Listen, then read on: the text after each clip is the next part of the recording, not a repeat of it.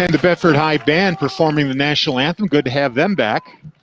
Last week, of course, because of the rain, they weren't performing, but we will have a performance by them at halftime. And we'll carry that for you here on BCTV 23 and Bedford 105.1. We're going to jump back into their Beatles-themed halftime show. Always an entertaining few minutes to watch them perform. They put a lot of hard work and effort into practice, both with their music itself as well as the field show. So it'll be exciting to watch them at halftime. And the teams are coming out on the field right now. Panthers will be going from our left to right. Wearing their white uniforms, so white pants, white shirts with purple numbers and purple helmets. The white stripe down the middle. Bedford has their home blacks on, so black pants, black jerseys, black helmets, white numbers. Little red trim on the shoulder. A color combo we are used to seeing here. And we're still seeing the pink all over the place for October being Breast Cancer Awareness Month. Some socks, some sleeves. We're ready for Joe Michael to kick it off here tonight. And Joe Michael is kicking it off, and it's kind of a squibber, and it's caught by the up man. And he's brought down right at the 39-yard line. That was number 17, Jaden Murphy for the Nashua South Panthers. They'll take over at their own 39-yard line. So decent field position to start for Nashua South. We want to welcome all the fans watching us on Nashua 16. They're picking up our telecast of the game. Happy to have you here. Hope you'll enjoy the broadcast as we bring it to you. And the Panthers come to the line of scrimmage. They're sending three receivers to the right. Into the boundary, but they motion out. Motion there by Tyler Armisen.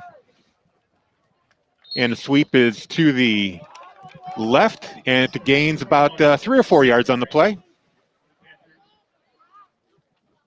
Like just a zone play to the outside there. Trying to use the field and some speed. So 2nd down and 6 now from the 43-yard line. This is the first possession of the game. Christopher Keith, quarterback's in the pistol, and he'll keep it up the middle.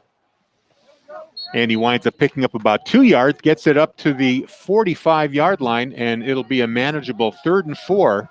They need to get to the 49. Yeah, manageable. Key word there, Harry, because, you know, you want to try to stay on schedule. We talk about that frequently. And 3rd and 4 is not too, not too challenging compared to, say, a 3rd and 13. You have a few more plays to call. You have some more options, pass, run. And they're going to pass.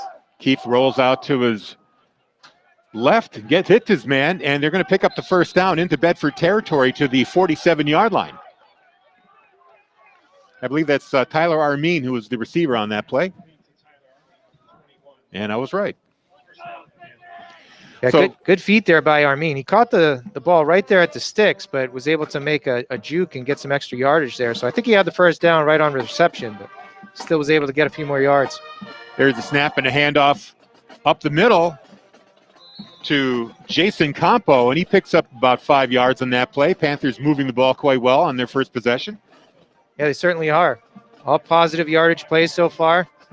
Keeping on time and within the right downs and distances to give their offense some flow. And it's 2nd down and 5 from the Bedford 42. A jump on the part of the Bulldogs. Number 74, Sam Lacombe, getting a little too eager there. He's going to give the Panthers a free 5 yards. That might be just enough to give them a first down. We'll find out here. Yeah, neutral zone infraction, and the near side judge is saying it's going to be a first down. So they're going to move the ball up to the 47. The chains move, and it's another first down here for the Nashua South Panthers with 10-12 to play here in the first quarter. No score. Yeah, Panthers on the first possession. Inside 2 minutes, and they're already on the Bedford 37. Here's a snap, and it's going to be a handoff to Campo, who's going to be dropped for a loss. Caught in the backfield. Dylan Kumbani was one of several Bulldogs who was able to break through and bring down Campo. And it's a loss of 3 yards. It'll be 2nd down and 13. Good run support by Kumbani there. He came up on the outside, And as you mentioned, Campo had to stiff arm Henryshawn, but Henryshawn was there disrupting the flow of the play, and Kumbani came up and cleaned it up. So just the first negative play here for the Panthers, playing relatively mistake-free ball. A roll out to the left and a great pass there. That was to Nicholas Scopa, I believe, number 37. I think that was back to Armin, 21, Tyler Armin. That was a tough throw for Keefe, too. I mean, he's rolling to his left. He's got to get his hips and shoulders around to deliver that ball. It was a great ball to the outside for Armin. Made up some yardage, and now it's short, 3rd and short. Not quite the first down, but like you said, they're on the 29-yard line. Need 2 more here. And Keefe's going to keep it.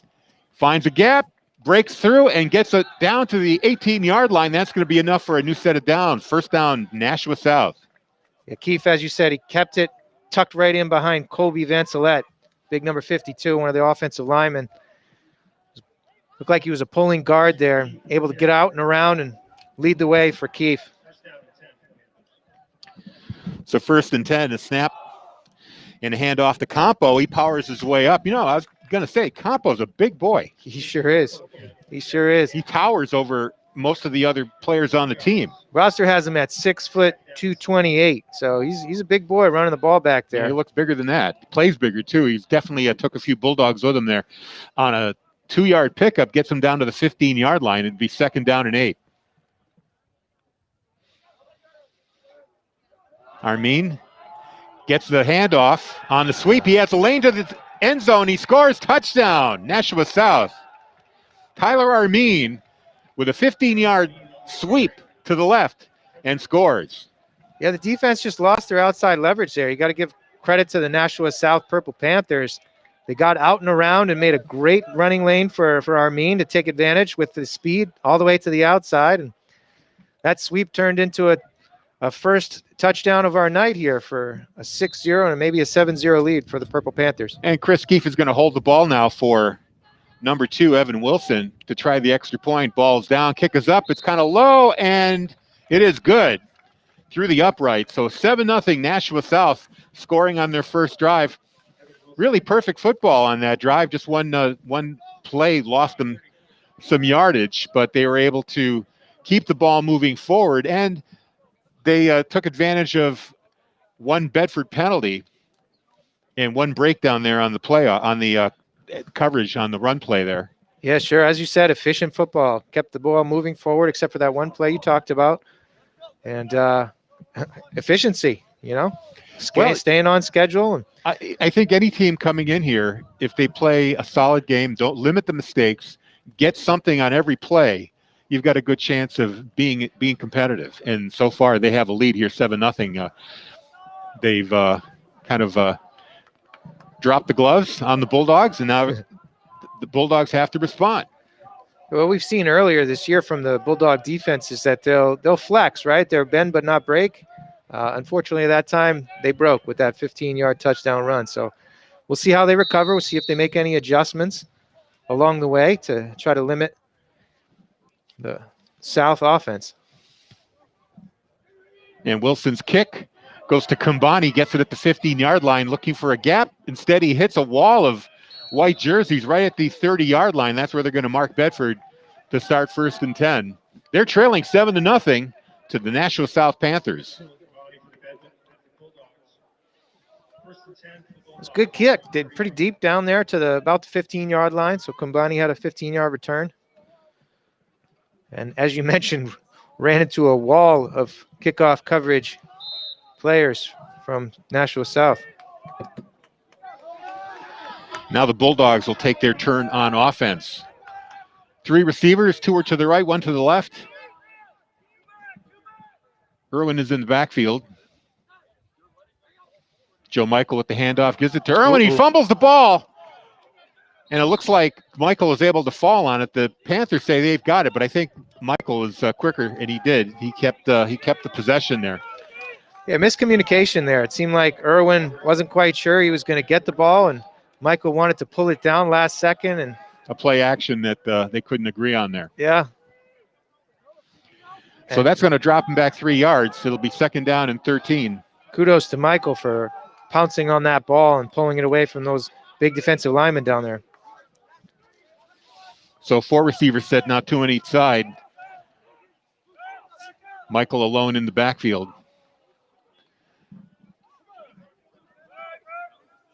Alex Zwickau moves to the end. Michael drops back, waits. Now he's going to take off. No, now he throws.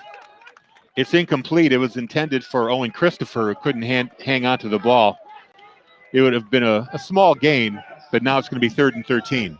Yeah, tough situation here. Again, first drive, you're looking to not go 3 and out. You want to make sure that you try to establish some offensive possession time, and now you're in a 3rd and 12, 3rd and 13 situation. So it's a big down here early on in the game. And you've got a series here where you've had a couple of miscues, a drop pass, a fumble on a handoff. So they've got to limit those mistakes here. 7:34 to go here in the first quarter. 3rd and 13. 4 receivers out there right now. Michael all alone in the backfield. In the shotgun, takes the snap, drops, has some time, throws. Intended for Solomon Sanchez, and he was able to get a hand on it, but he couldn't haul it in, so it's going to be a punt now, 4th and 13. Yeah, excellent ball by Joe Michael. Put it right there, and unfortunately, Solomon Sanchez only got one of those mittens up there. Couldn't pull it down. And it was right between 2 defenders, too. So yeah, he was throwing at the double team coverage there. So it was a fairly accurate pass, just a little bit too far for Sanchez. And now the Bulldogs will have to punt it away. They go 3 and out. Sanchez is going to be back to punt. And Jaden Murphy for the Panthers will be at the 35-yard line waiting for the ball. That'll come from Sanchez's foot, assuming that this is not a fake. With that in mind, South's likely going to have good field position. Pretty good kick there by Sanchez. It's going to drop right at the 50-yard line. No, it hits Owen Christopher in the back, so that means the ball is going to be downed at the Nashua South 49-yard line. So a great drive start here for the Panthers, who currently lead by 7. It's 7-0 here with 7:19 to go in the first quarter. Yeah, it's a tough spot. Owen Christopher, he's cutting down the field trying to cover, and he can't really look back and up to figure out where that football is. Just bad spot, bad time. It bounced off his helmet on the 50-yard line, so that's where South will take over. So, yeah, right at midfield is the spot, not the 49. Well, we'll see if they changed anything. Maybe they come with pressure. Maybe they changed their front situation. So there's still 3 down linemen, 4 linebackers. And the ball. Here's a fumble. That was a drop snap there by Chris Keefe. It was kind of a low snap. He was able to jump on it, though, but he loses some yards, gets it back to the 46-yard line. It was at his knees, so it didn't look like it was on his shoelaces or anything, but, yep, bobbled it, and it's a broken play. So loss of 4. Now the snap. And a run to the right by Keefe. Winds up getting back 3 of those yards.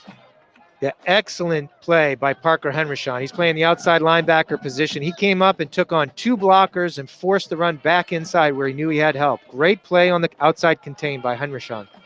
So now it's 3rd and 12 here at the Panther 49-yard line. Bedford could use a stop to erase that last 3 and out. See if they can return the favor here with 3rd and 11. Keefe rolling to his left, throws. Ooh. And it's going to be way out of bounds. Intended for Tyler Armeen, but it was nowhere near inbounds, so it's going to be 4th and 12, and the Panthers will likely have to punt here. You see, that throw right there actually illustrates how well he did that on the last possession, because, again, he's rolling to his left. That's a tough throw for a right-handed quarterback. Again, has to get his shoulders and hips around and make a good throw to that outside cutting receiver. And that was his 3rd attempt at that kind of pass, and the first 2 were right on the money. That one was a little too far. Now, is this a punt? Yes, it is. Yeah, it looks like they're not as deep as a normal punter would be. Okay. So it's kind of a quick kick there. Drew Fleury. The ball actually takes a Panther roll. It's going to be pretty deep down to the 16-yard line. That's where Bedford is going to start out. I think that was a curious setup because it was neither fish nor fowl. It wasn't exactly as deep as a punt formation, and the rest of the team was in position as if they were ready to go on a pass or a run play. So that kept Bedford wondering what was going on. Yeah, sometimes they do that if they don't have a tremendous amount in their tremendous amount of confidence in their long snapper. It's a 10-yard snap instead of that 14 or 15-yard snap that you might normally see on a punt.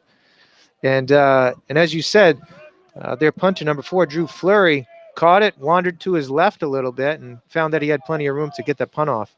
So 1st and 10, they're going to be at the 15-yard line here, Bedford is. It was a play action, and it was intended for Aaron Scaling, and a little off the mark there, another incomplete pass. It'll be 2nd down and 10. Bill Jennings passing along a note to me saying that Nashua North is leading Londonderry 14-0. So that's a bit of a surprise. Yeah, that last play looked a little bit jumbled in the offensive route running with the 2 receivers to the left with Scaling and Sanchez. They were very close to each other, maybe trying to work on a rub route. And defender fell down, and the timing was all messed up. And here's a handoff to Irwin. He's going to get swallowed up in the backfield. He's going to wind up losing a yard. Yeah, Irwin's had some success earlier this year with cutting that ball back up inside, but in this case, it looked like he had more room to the outside. It's easy to see from up here instead of when you have 11 guys in white jerseys chasing at you and slobbering and spitting and trying to tackle you down to the ground. So another 3rd and long here for the Bulldogs. They went 3 and out last time, trying to avoid that here. They're sending everybody out, 4 receivers, empty backfield. Zwickau, tight right. Michael's got some time. He's going to throw it for Kumbani, but he just overthrows him. It'll be 4th down. Another 3 and out here. It's a tough way to start the game, 2 3 and outs. This puts a little more pressure on your defense to try to come up with some stops early on. So the Bulldogs will have to punt here. That last 3rd down, Joe Michael was right on the money to Sanchez. This one, obviously, as you saw, was just a little over Kumbani's head. So if Sanchez is back, he's going to be punting from his goal line. And this is the snap distance that you might normally expect, about 14 yards. Jaden Murphy's at the 50-yard line for the Panthers. Ooh. And nearly blocked there. And it's going to be kind of a short kick that's going to take a Panthers bounce and downed deep in Bedford territory. Only got it out to the 31-yard line. So really just a 16-yard net gain there. So the field position keeps getting better for the Panthers, and they lead 7-0. And again, welcoming all the fans on Nashua 16, joining us on this broadcast on BCTV 23 and 1072, as well as Bedford 105.1 radio. And those fans are going to be excited as the Purple Panthers have started quite well here. And both their teams are doing well. North is leading Londonderry, as we mentioned earlier, 14-0. So there's 4:58 to go here in the 1st quarter. The snap and handoff to Campo, and he just fights his way up to the 24-yard line. Campo's hard to bring down. His size and power winds up gaining about 7 yards on the play. It'll be 2nd down and 3. Yeah, he got hit early, too, right at the line of scrimmage and bounced off a couple of tacklers. And he just shakes him off. Dragged a few along the way, too, for that 7-yard gain. Tough running by the big back. So 3 receivers set here. Campo in the backfield. Keefe is going to hold it. Now he's going to go to his left. Breaks off 1 tackle. Shakes another. Now he's got enough for the 1st down. Goes out of bounds just around the 11-yard line. It's going to be 1st down, Nashua South. And we talked about Henryshawn doing a really good job making that contain on the last drive for Purple Panthers. This went to the other side, and unfortunately they didn't have that same contain. Well, keep showing some great balance there, able to shake off 2 tackle attempts by the Bulldogs. Looked like Finn O'Neill coming up on the outside. Here's another run by Keefe. He's going to go up the middle and gets it to the 9-yard line, picking up 2. Actually, correction. He picked up 6 yards there, 5 yards. They're going to mark him down at the 8-yard line for 2nd and 5. It's not a goal to go situation yet. They can't get a 1st down around the 3 or 4 yard line. Yes, and we got a timeout now. Now this is another defensive infraction here. They're jumping into the neutral zone. They're doing something crafty here where their tight end is actually standing up and checking with the quarterback. He's allowed to do that. He's not a down lineman. So he's making a motion on that snap count, and they're drawing the defense off. Number 34 is a little crafty there. That's Connor Rosell. So now it's going to be 1st and 4. And Keefe carries it in for a touchdown all by himself, a 4-yard score there. So just like that, 13-0, Nashua South in the lead, taking advantage of that great drive start on the Bedford 31 on the short punt. And then the penalty there, the encroachment penalty, putting him down close to the goal line. Short field makes it really convenient for that offense. So they were able to take advantage. They took over on the Bedford 32, and only a few plays later have scored their second touchdown as Keefe runs it in from the 4. So the extra point try, Evan Wilson with Keefe holding for him. We get a whistle here and a flag down. What's the indication? Is this on the Panthers? They're indicating offsides, which is an unusual call for the offensive team, especially when you're just lining up. Yeah, it could have been that the snapper might have messed around with the ball there and faked the snap. Occasionally they'll call that on him. So now it winds up being a 25-yard attempt instead of 20 for the extra point.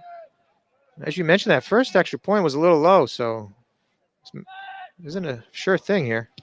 And it's a low-line driver. Still got it. That just barely gets over the crossbar.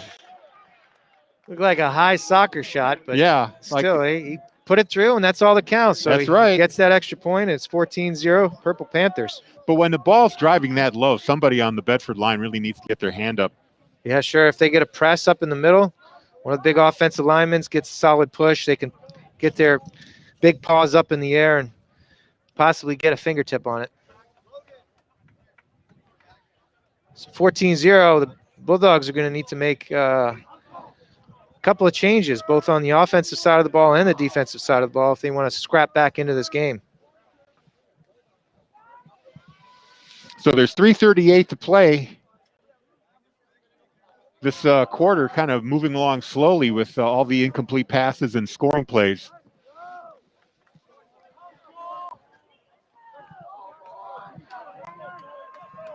And that last kickoff by Evan Wilson was pretty deep.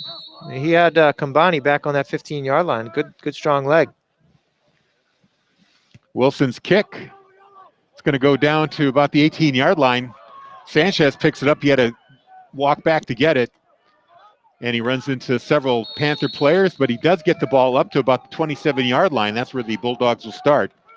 1st and 10, 3:30 to play in the first quarter. They're trailing 14-0. And last week we harped on it, field position, field position, field position. And we're seeing the same thing except for the opposite success. You know, Bedford has started on their own 30, their own 16, and now their own 27. And it puts a little bit more pressure on the offense and the defense if they're fighting field position the whole game here. So now Bedford in a bit of a hole here, down 2 scores. 2 3-and-outs. Okay, so Irwin tucks up. Hand off to Irwin on the inside. Takes a shot, but recovers and winds up getting the ball up to about the 35. That's going to be a gain of 8. It'll be 2nd down and 2. Yeah, he got popped by Connor Rosell there, right in the middle of the hole. Took it about face-to-face and was able to shed that and gain about 5 more yards after that initial contact. So good job shedding that initial contact and tackle. That was the biggest offensive play of the night for the Bulldogs. Yeah, 7 yards. Maybe they'll go back to the ground game a little bit to not get too worried about being behind 2 touchdowns. They still have more than 3 quarters to make up that deficit. Sure, they might want to get some consistency and flow. And it's Owen Christopher with the carry up to the 40-yard line. That's going to be good for a 1st down. So positive plays, that's what it's all about. Just keep the ball moving forward. Don't make any mistakes. Don't worry about the time. You've got 3 quarters to play. They can still get this through. Now they're saying that Christopher was down at the 38-yard line. They're still going to give him the first line. Yeah, first still down, just enough for the first down. Just barely got to the marker. That's a tough call. The referee doesn't want to necessarily waste time by bringing the chains out and measuring and whatnot. So he makes a judgment call that they had enough and keep the clock going, keep the game flowing. And Bedford has their first down of the night after 2 3-and-outs in their first 2 possessions. And this time Michael's going to drop back. He's looking for Sanchez. The throw almost makes the connection there. Actually, that was for Scaling.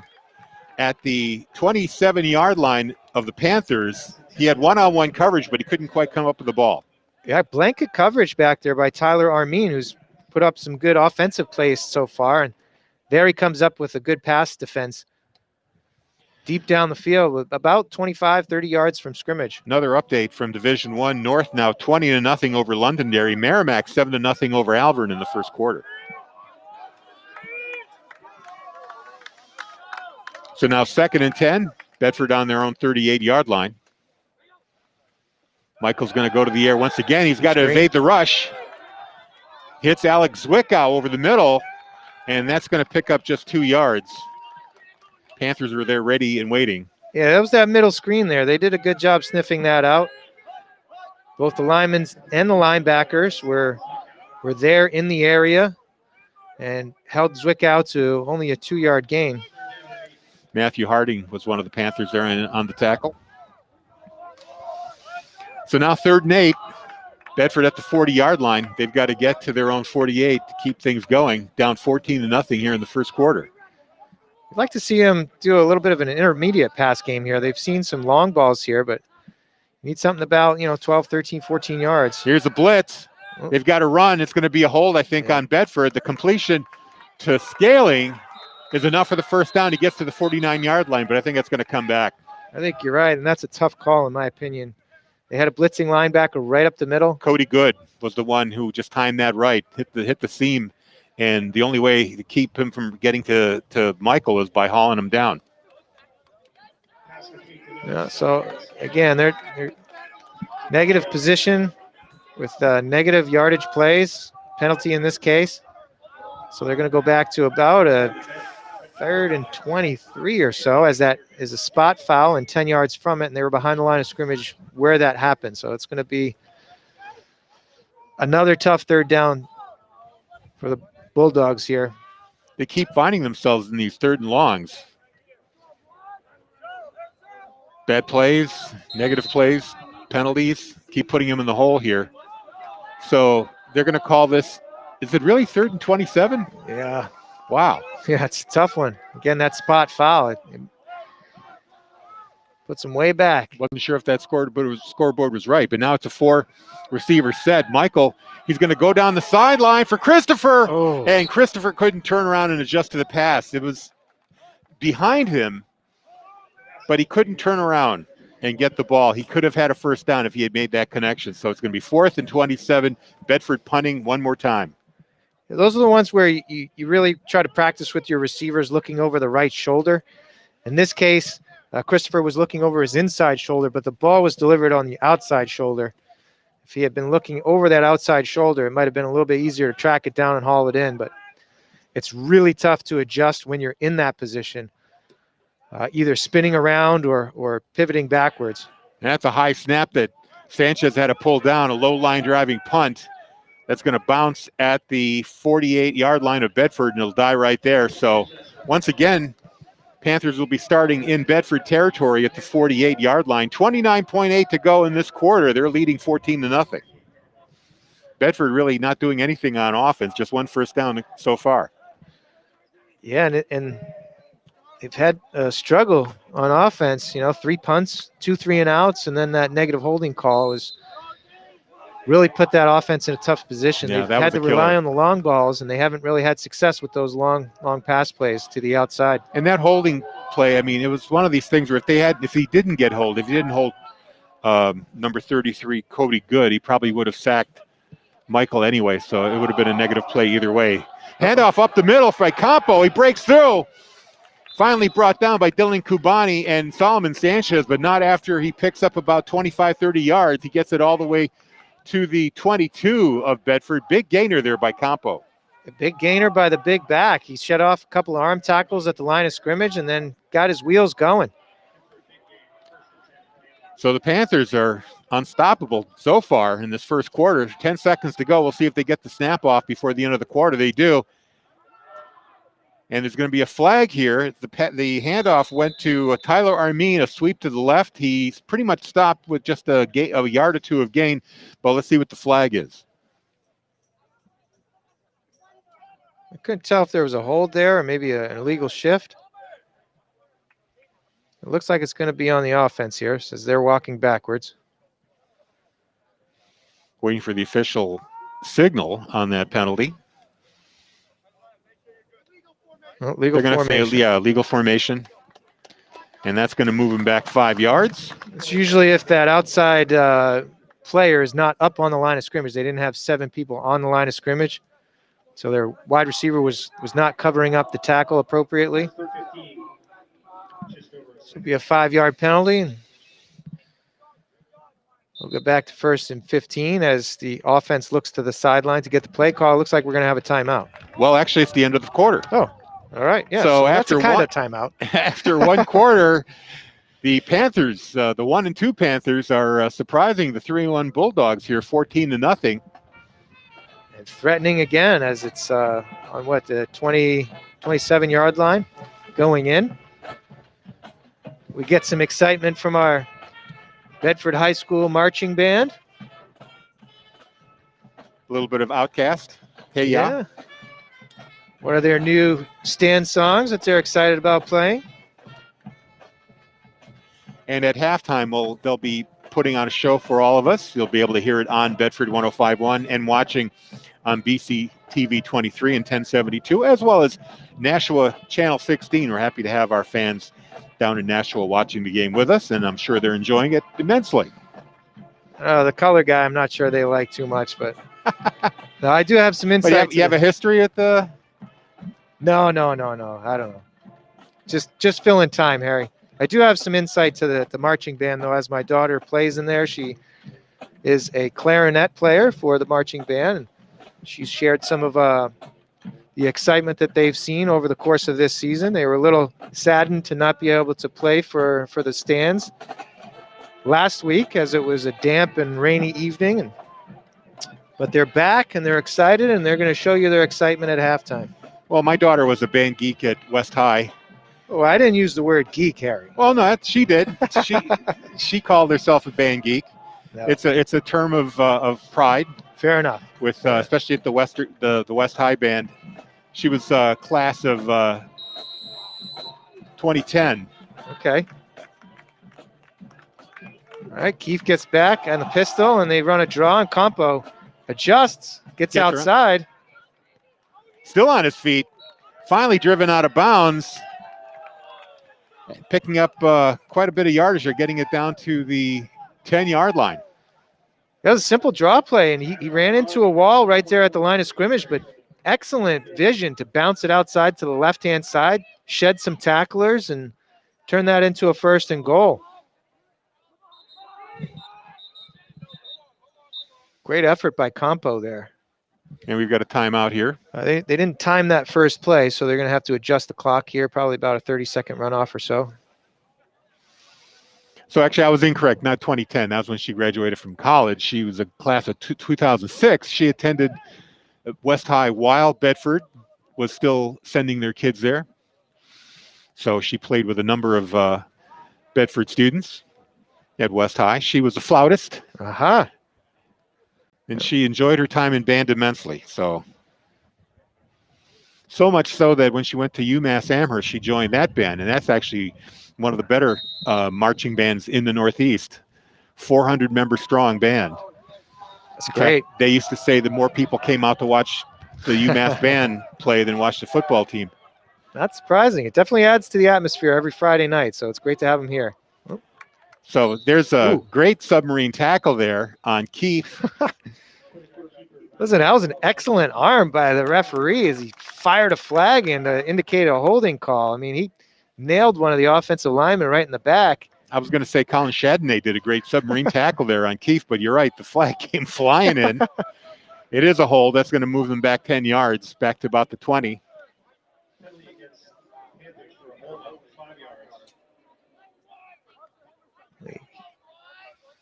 So we'll have 1st and goal from the 19.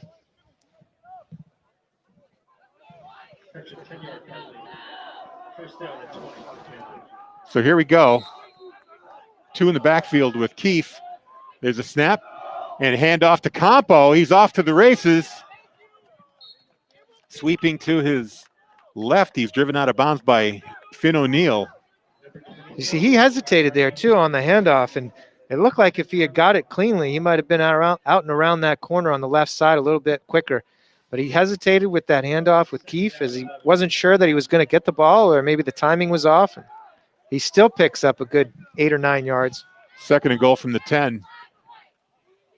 And this time it's going to be Keefe faking it to Campo and going up the middle, only good for about a yard or 2. So here's a big play for Bedford. It's going to be 3rd and 8, 3rd and goal from the 8.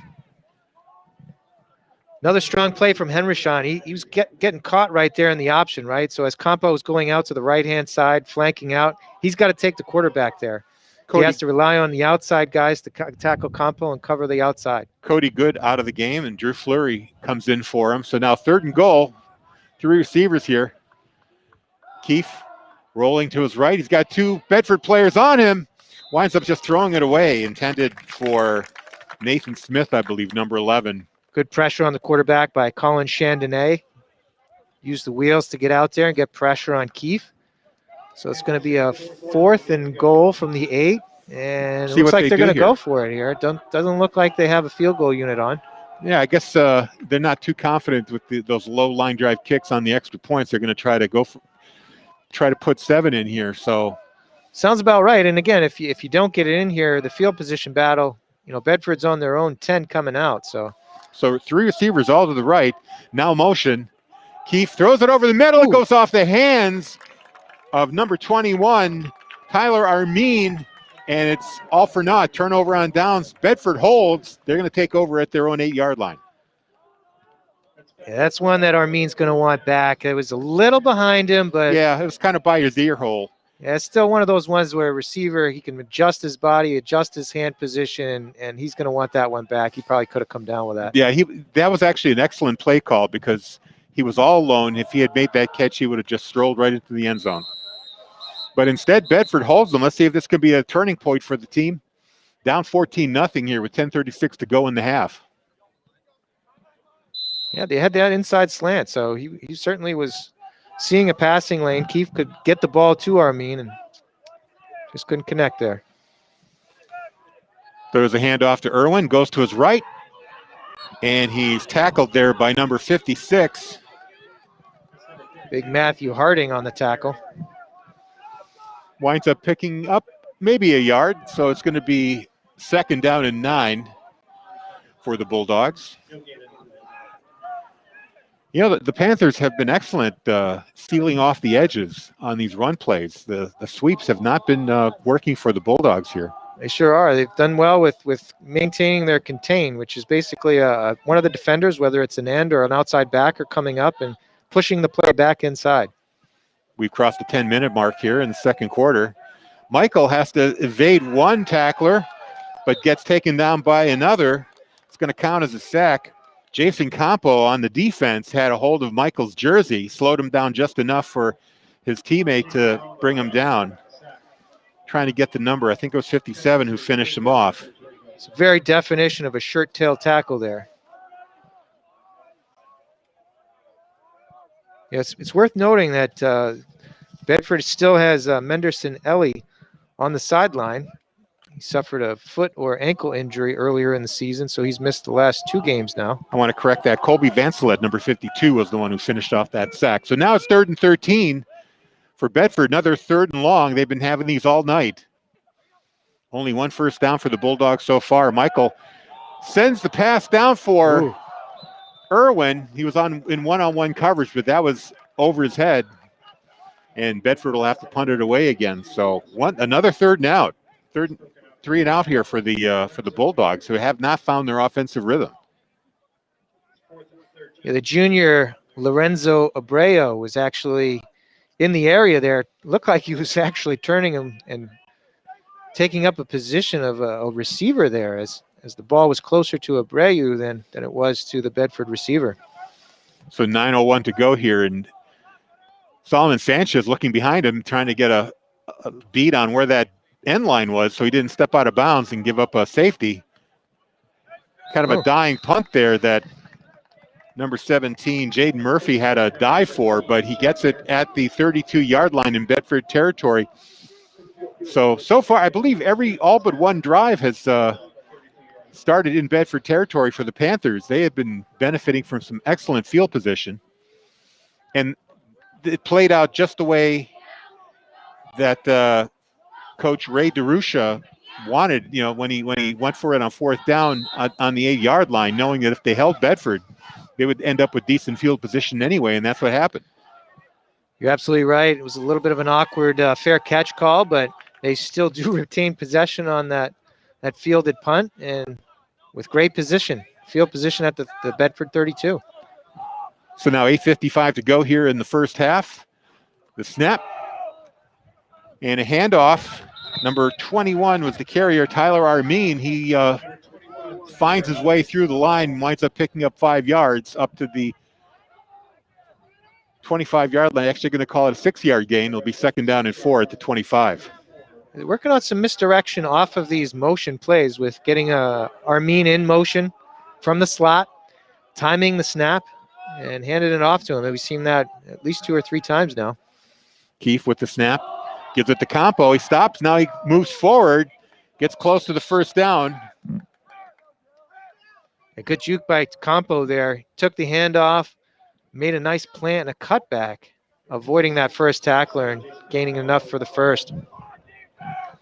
Campo's a senior. I wonder if he's got any college offers. He looks like the kind of player who could definitely move on and play on Saturdays. Sure, it looks like he has the size and strength and speed to do so. So it's 1st and 10 now from the 21-yard line. Campo getting just enough for that first down. Keefe keeps it. Tried to go up the middle.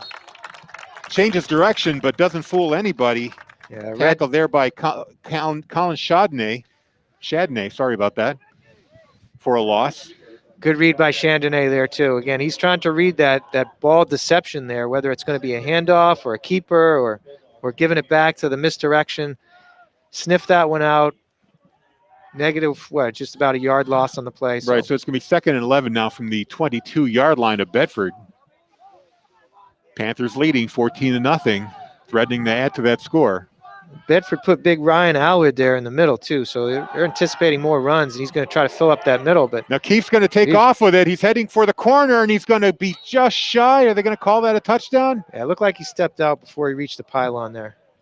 He went back to pass, but the seas kind of parted in front of him. He had a lot of real estate, took off, and gets the first down and goal at the 1-yard line. So a big play there, a big 21-yard gain there by Keefe on the keeper. And it puts the Panthers at a 1st and goal at the 1. I wasn't quite sure if that was a designed keeper or not, or if something happened that made him change. And Campo's just going to trot in on the touchdown. Yeah, Campo takes it 1 yard, touchdown, Nashua South. Didn't even find any resistance. Big hole opening up for him there. Yeah, looking back at the replay from Keefe there, it was a pass play, and I think he felt the pocket collapsing around him and did well to scramble out and get all the way down to that 1-yard line to set up that touchdown by Campo. So once again, it's going to be Evan Wilson on the extra point try. High snap, kick is up, and it is good. Again, not clearing the bar by much, but he's gets it in between the up the uprights. It counts. So 21-0 now. Panthers up 3 touchdowns. And the Bulldogs need to come up with something. I wonder what Zach Matthews will be telling his kids here to get them on the board. They need to change a few things up. They certainly do. And it all really starts, in my opinion, with the offensive futility that we've seen so far. 3 3-and-outs, One holding call, putting them way behind schedule. And their offense has really struggled here in the first half. Be sure to stay tuned. At halftime, we'll have the Bedford High Band performing medley of Beatles songs. Be great to watch, and sure you'll enjoy it. Harry, big news in the sporting world for you. Doc Emmerich has probably called his last hockey game. I know he's probably one of your heroes in communications here.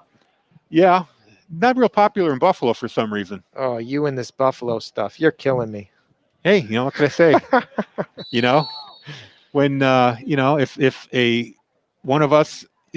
you had moved to New York City, you wouldn't become a Yankees fan. It's probably true. It's probably true. So Dylan Combani on the kickoff brings it up to about the 32-yard line. So that's where the Bulldogs will start.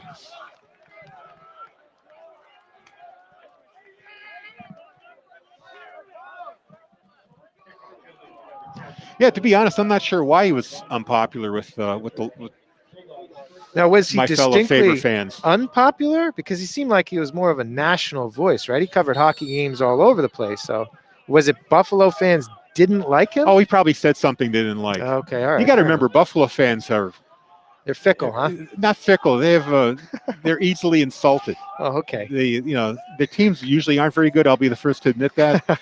So they take issue with anybody talking trash about their teams. Then the handoff, Irwin going to his right, gets it up to the 36-yard line. We saw a slight change there, okay, right? So Bedford came out and they had more of a tight formation. Most of the rest of the game they've been in spread formations. So, slot right, slot left, or twins, or trips to one side. That time their formation was a lot tighter. Maybe they're going to try to run the ball a little bit more here. They wind up getting 6 yards on the play. It's going to be 2nd and 4. They're at the 37-yard line. 6:30 to go here in the second quarter, trailing 21-0. Here we go again. Tighter formation. Just one receiver, Kubani, off to the right. Busy backfield. Looking to the sideline, maybe a change of play here. And they might be getting some options here off of this too, right? So sending the receivers off further off. They're going to split. Now they're going to call timeout. I guess they're running out of time. That's a delay of game. Yeah, that's going to be a penalty. They're going to go backwards. Okay. I thought they blew the whistle. I thought they called the timeout. So it is a 5-yard call. And Michael and Zach Matthews have their arms outstretched. Oh, okay. So we have the back judge in the defensive backfield throwing a flag. But, okay, all right. So we're going to have not a penalty. It's going to. Now they're showing the penalty call. That is a penalty. Jeez, okay. Let's get ourselves straightened out here, Harry. Wait, now they showed it. Okay, it's confusing. I mean, I thought they showed an indication that Bedford was taking a timeout, but I guess it's after the penalty. Yeah, I think Coach Matthews realized time was running down on the play clock. Tried to get a timeout last second there, but the flag was already down. So another miscue here by the Bulldogs erases that gain on first down. They're going to be marked back to the 32-yard line. So 2nd and 10, 2nd and 11 or so. Clock is stopped with 6:02 left here in the half. Yeah, and like I said, I'd like to see them explore a little bit more of that middle range passing game. Most of their balls have been deep.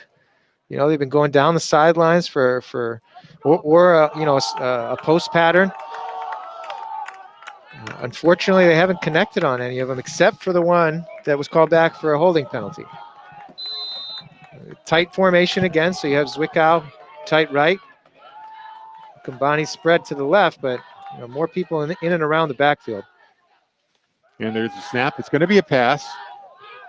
And great anticipation there by number 10. That's Aiden Purrington, who made a play for the ball. It was intended for Dylan Combani. I think that was Keefe out there, actually. Number 12 was in pass defense and, blanketing Combani. Almost came up with an interception. So here we go, 3rd and 10, 3rd and 11 or so. Another long one here. Bedford has only I don't think they've converted any first downs, any third downs. They have one first in this first half. They've got 3rd and 10 at the 32-yard line. 3 receivers this time. Michael dropping back. Pressure. Uh-oh. Overthrown and intercepted. Number 17, Jaden Murphy, gets it at the Bedford 45-yard line. So that didn't work out. Good field, another good drive start here for the Panthers in Bedford territory, and a turnover for the Bulldogs. I believe that pass was intended for Zwickau. Yeah, Zwickau was complaining. He thought he had some contact there after the 5-yard cushion or so, and felt like he was contacted either when the ball was in the air or before, and bumped off of his pass pattern. But it sailed over his head, so it might have been uncatchable. And Jaden Murphy was in the right place, right time, and made a nice play from his free safety position to come up with that interception. So 3 receivers to the right for the Panthers. Keefe fakes the handoff. Now he gets it out to the flat. It's going to be a pretty good gain right there. 21. Tyler Armin was the receiver. Almost a lateral pass. Gets it up to the 28-yard line, 29. So first down, it'll be 1st and 10 from the Bedford 29-yard line here with 5:45 to go. Yeah, 2 back-to-back plays by Jaden Murphy there. First, the interception, and that one, he had a great block on the outside to spring now Campo, his receiver, powering his way up the middle. Finally, it takes about half a dozen Bulldogs to bring him down, not before he gets to the 22. Gain of 7. It's going to be 3rd down and 3. Yeah, half a dozen is about right. I mean, he's dragging people along the way. Good for him. Big Jerome Bettis back there, just the bus, mowing people over and dragging people along with him. So they gave Campo 8 yards on that carry, marking him at the 21-yard line, coming up on the 5-minute mark. There's a snap and a handoff. Sweep should be good enough for the 1st down. Jaden Murphy on that carry. Yeah, again, the Bulldogs were trying to keep that outside contained. In this case, they held them to only maybe a 2 or 3 yard gain, but still it's enough for that 1st down that you mentioned. So he gets to the 19-yard line, just enough for them to move the chains. 1st and 10, 19-yard line, 4:50 to go. Campo leaves the field, and Drew Fleury comes in for him. I'm sure the Bulldog defense is happy to see Campo take a breather. Yep, we're going to go with 4 wide. Low snap. And still give a draw. It's number 34 on the carry. Another big guy, Connor Rosell. He's going to get about 6 yards there, setting up a 2nd down and 4. You know, Nashua South has done a really good job with bully ball. They're just running it right down their throat, seeing if Bedford's going to stay in this 3-down lineman front. Another pass. Oh, is this a lateral? Nah, it looked like a forward pass to me. And a penalty flag is thrown. I wonder what this call. They're going to say it was a personal foul for trying to dive on the ball. I mean, the receiver, I didn't get his number. Maybe it was Armin, was acting like it was a fumble. He was trying to cover it up just in case the officials ruled it as a lateral. So why wouldn't a Bedford player try to dive in and get it? I hope they don't call this on Bedford, but looks like it's going to go against, no. I was going to say Nashua South players are cheering whatever is being discussed there, so it might be going against the Bulldogs. Yeah, they sure were. They were clapping along the sideline on the far side. Are they going to call this a personal foul? She said, I'm not sure. Because the flag came in late. Foul. I mean, it was an incomplete pass or lateral, whatever it is. Armin covers up the ball. A Bedford player, I believe it was Kumbani, comes in. Face mask is the call. That's interesting. Maybe it was something away from the ball. Geez, that's tough to see from 30 yards behind the play. I don't know. That's a rough one right there. Yeah, another killer penalty here is going to move the ball and give the... Although they only gave him a 5-yard face mask. Okay, so 2nd down and 5. They move him up to the 13-yard line. And this is pitch forward. Counts as a pass, technically. Number 34, Connor Rosell, doesn't gain much there. In fact, doesn't gain anything. Maybe a yard. So it's going to be 3rd down here. Another misdirection play to a guy in motion. So coming far side to near side. Little pitch, but Bedford defense did well to stop that for no gain. So Campo's back out there on 3rd and 5. And it goes to Campo, and he powers his way forward. Will it be enough for a first? I think it will be. They get him down to the 8-yard line. Yes, they're going to give him first and goal from the 8. Panthers on the move, already leading 21-0 and threatening to add another touchdown here. They're challenging the Bedford Bulldogs to stop them with good solid tackling up front, and the Bulldogs have not delivered. Here comes Campo again. gets the ball again. Ooh. Lowers his head and delivers the pain. That's a tough one right there. Number 39, Finn O'Neill, stepped up into the hole there, took on Campo, and looked like he suffered a little bit worse on that collision. You gotta wonder what he's thinking when he sees Campo lowering his head, heading right for him. Tough spot for a defensive back. And they're going to give it to Campo again. This time he goes in untouched. Another touchdown for Campo. Jason Campo with his second touchdown of the night. And it's 27-0 with the extra point coming up. Yeah, he kind of waltzed into the end zone there. Very few people coming up to stick their nose in to try to tackle him there. Somber sideline here on the near side with all of the Bedford Bulldogs looking on, wondering how they can change things here. And this one higher, but barely goes over the crossbar. It's good, though, 28-0. The Panthers in the lead.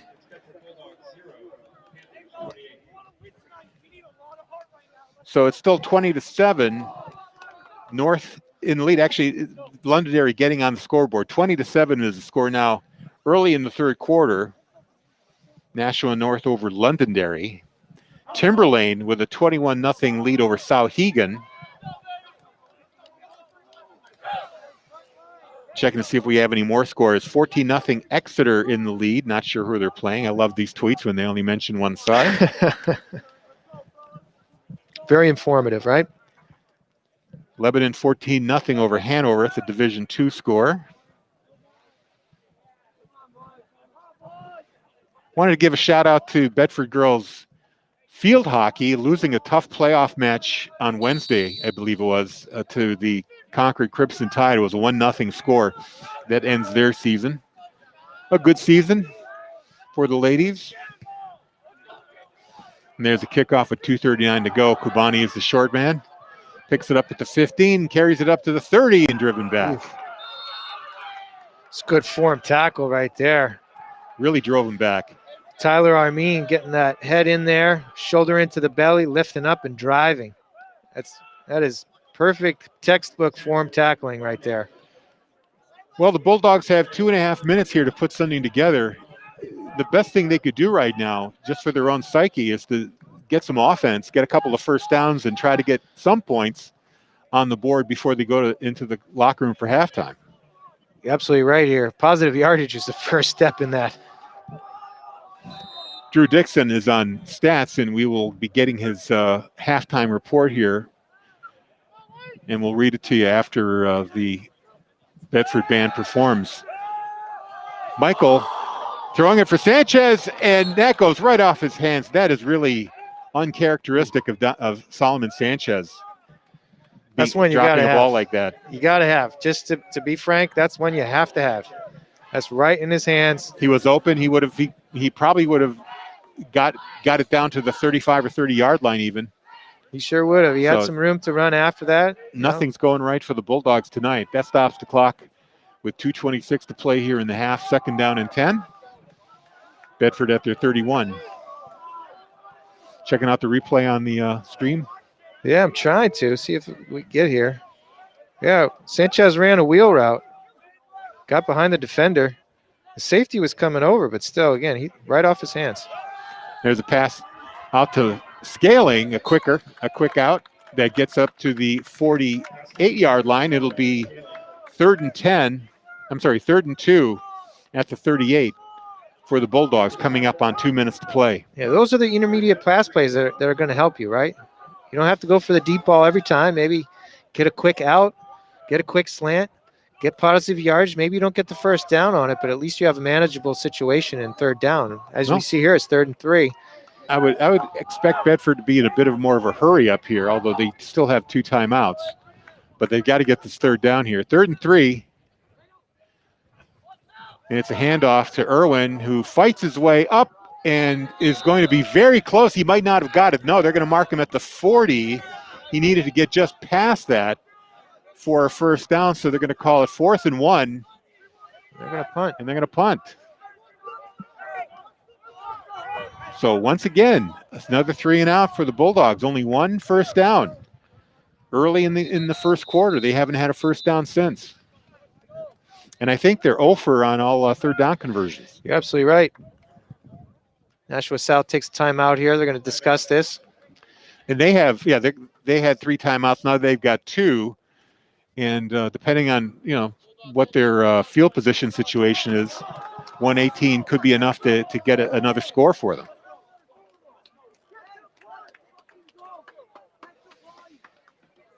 So a bit surprising here. The 3-1 Bulldogs getting manhandled here by a team with a somewhat inferior record, 1-2, although one of those losses was against a very powerful Nashua North team. The Nashua South coaches, I'm sure, are talking about watching the ball and making sure they don't jump off sides and giving Bedford a cheap and easy one. So Murphy's back at his 33-yard line. No, they're gonna go for it here. Yep.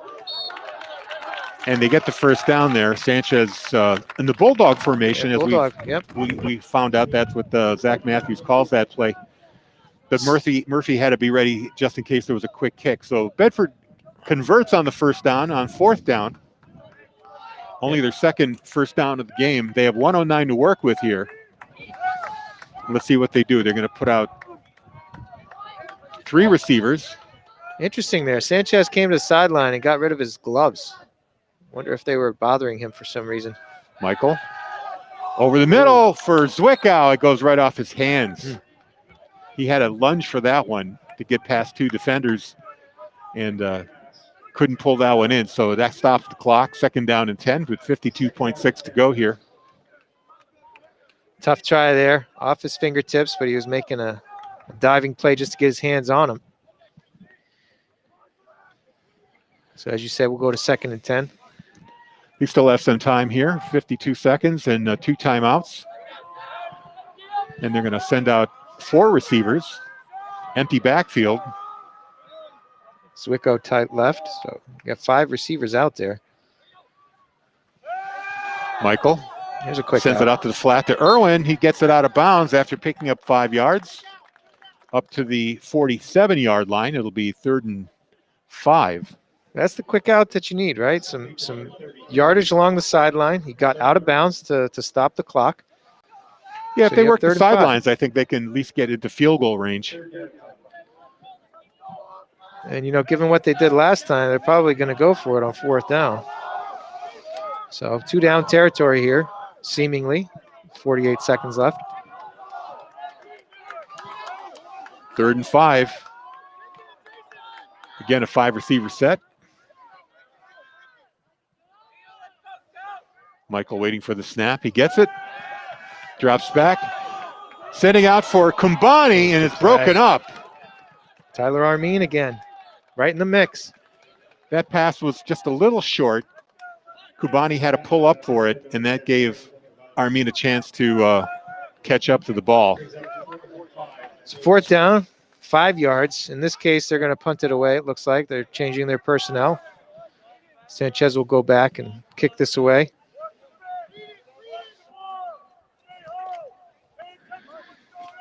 And again, the coaches are chirping the defensive line here to make sure that they don't jump off sides and give an easy 5 yards, which looks like it would result in a first down. So the snap, and it is a punt. Sanchez sends it to the side. It's going to go out of bounds at about the 30-yard line. Let's see where the officials mark it. Exactly the 30-yard line. So with 36 seconds to go, Panthers get the ball. Don't forget that the Bulldogs will get the kickoff with the start of the 3rd quarter. Well, they certainly need something to go in their favor. Here's an update from Nashua North and Londonderry. A Londonderry fumble at the North 10 turns into a touchdown 2 plays later. North leads 28-7 with 5:35 to go in the third quarter. Keefe hustles in from the sideline where I'm wondering if they'll run any plays here, Well, when you got the momentum, I don't know. I don't really understand why you'd want to pull back. Yeah, true. They're in a position where they can pop one here and put 35 on the scoreboard in the first half. They'll be excited. Keefe pulls it down. Oh, there you go. Ooh, good play. Broke up the play. Are they going to call this a fumble? No. They're going to say incomplete pass, but that really hurt Sanchez there. Great pop to dislodge the ball, but I think Sanchez paid for that one. It was a nice pop. The timing was critical there. Close to completion, but that timing was solid by Sanchez, but it looks like he hurt his wrist on the play. Yeah, we hope he's not too badly hurt. He'd be a tremendous loss for this Bulldogs team. He's going to go over to the table now. His left arm kind of limp there. They hand off to Campo, gets brought down. I think the Panthers are going to be happy to let the clock run out here. Yep. Good tackle by Henrishon on that play as it came to his side and pulled down the big running back. 15 seconds to go. I think you're right. They're probably going to let this run out. 3rd and 8. Bedford could have called the timeout here. Force them to run a play. Oh, they are going to run one. They get it off. And brought down. Keefe is tackled there. Number 39, Finn O'Neill, comes up to make the stop there. Looks like there was a little confusion there as to what they were going to do. Well, the clock was running down. They wanted to scramble to get another play off before the end of the half. They got it off, but it ended up for negative yardage. But not necessarily representative of the rest of the first half, as the Purple Panthers will take a 28-0 lead into halftime. And it is halftime. Like I said before, we're going to listen to the Bedford High Marching Band perform here in just a few minutes. A real quick reminder that you are listening to WBNHLP Bedford 105.1. That's our legal ID at the top of the hour. You're watching us. Passing's a little bit more even, 33 for Nashua South, 24 for the Bulldogs. Joe Michael's numbers, had him here just a moment ago. Yeah, it was 4 of 16. So that's like 25%. Meanwhile, Keefe was 3 of 7. Obviously getting most of it done on the ground. And individual performances, let me turn down that number, turn down that microphone. The two big gainers, obviously, Joshua Campo, 89 yards on 13 carries. And Keefe, the quarterback, 13 carries himself for 58. So they're the two big gainers there for the for the Nashua South Panthers. The Bulldogs have had a real tough time containing the run tonight. The big story there, as you mentioned, Campo at almost 100 yards already, just at halftime. So they're going to have to man up, start tackling, gang tackling when and where necessary, and try to scrap their way back in. Trying to get some updates here on some of the scores around Division I. I do want to pass along one note. Jim Flanagan wanted us to let everyone know that the boys soccer team finishing their season 6-1-1, and their playoffs begin on Wednesday. First round of the D1 playoffs will take on Goffstown, a team that they defeated earlier in the year. So we wish good luck to the boys soccer team, Stuart Pepper and his boys as they enter the playoffs. It's the fall playoff season for just about all the sports here. The Bulldogs, even if they do wind up losing this game ugly, they still are guaranteed to move on in the tournament. We'll find out on Saturday, I think you said, right? Corey Parker said they'll find out on Saturday who and when and where they'll play. Yes, tomorrow afternoon or early evening, we should hear about the schedule for next week. And we'll find out if they decide to play some or all of the Division I games here in Bedford. We love this facility. It's a great facility, a great press box, great connectivity, allows us to stream the games back to the studio and then out over the air to everybody. And it would be a great place to play all the games and make sure all the playoff games are shared all throughout New Hampshire to all the fans. So I guess that is a possibility. We'll find out if that's something that'll work out. And as we've mentioned a couple times, this brand new turf facility has been an excellent new venue for the Bulldogs and all of their visiting teams to play on. That's true. I forgot to mention that field. It is a brand new field and doing pretty well there. Another development here. So it looks like Solomon Sanchez has taken off his pads and his jersey and will not re-enter this game as he has ice on his shoulder from that late first half injury. And that could be a strategic decision, again, with the idea that, they're guaranteed to make the playoffs next week. So, what good does it do in the second half to potentially exacerbate that injury? You are right. Hopefully he will be ready to go next week. It would be a huge loss to this Bulldog team if Sanchez were to be knocked out due to injury.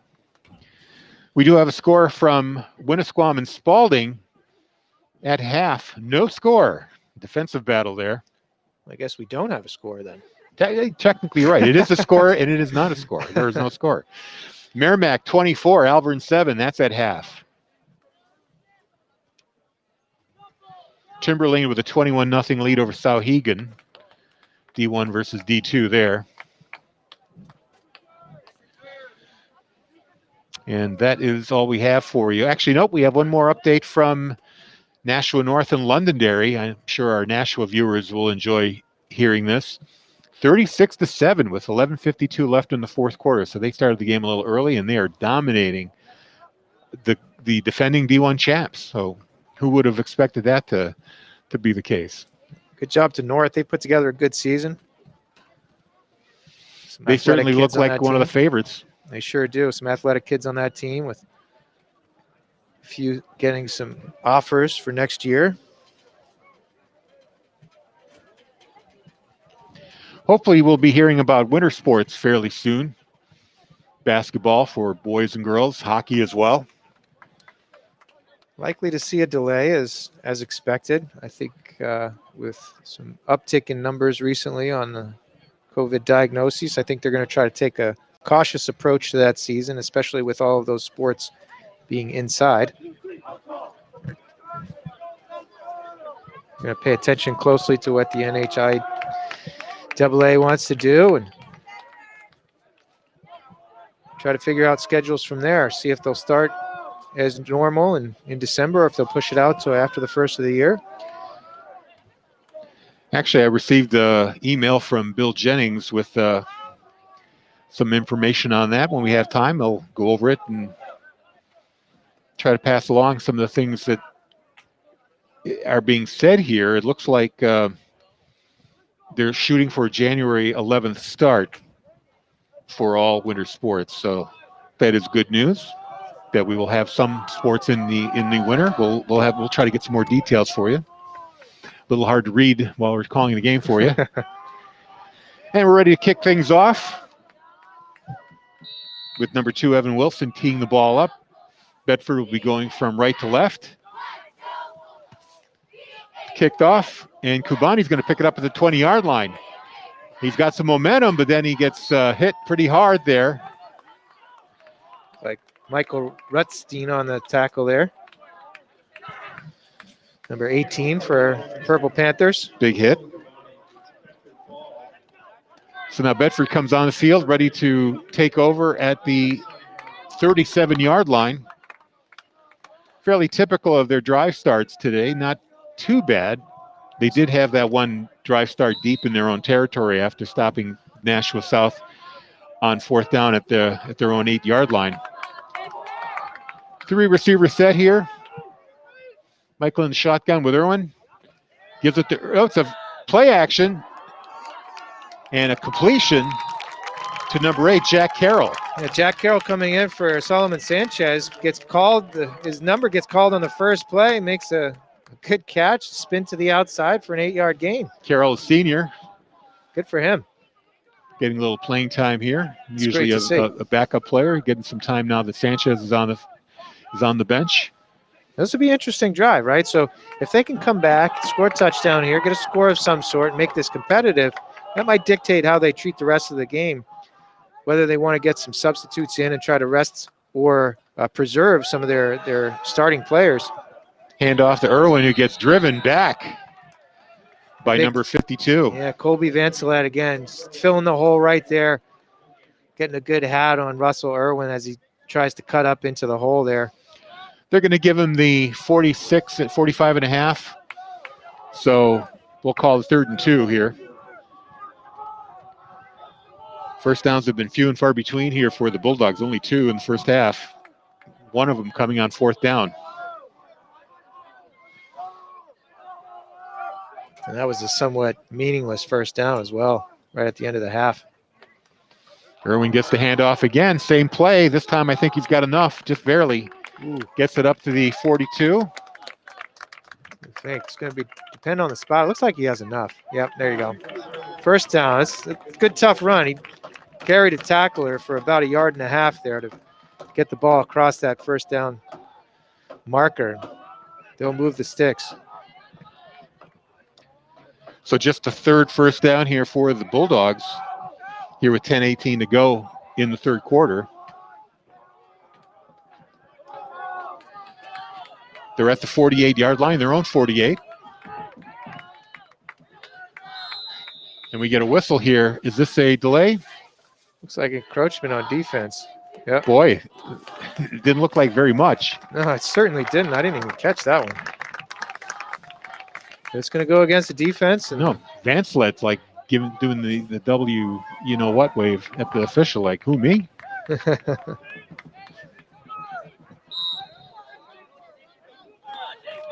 So 1st and 5. One of the few penalties on the Panthers tonight. Bulldogs, unfortunately, leading that category today. Shortens the field, puts them in Panther territory. Here's a handoff and a sweep by Irwin.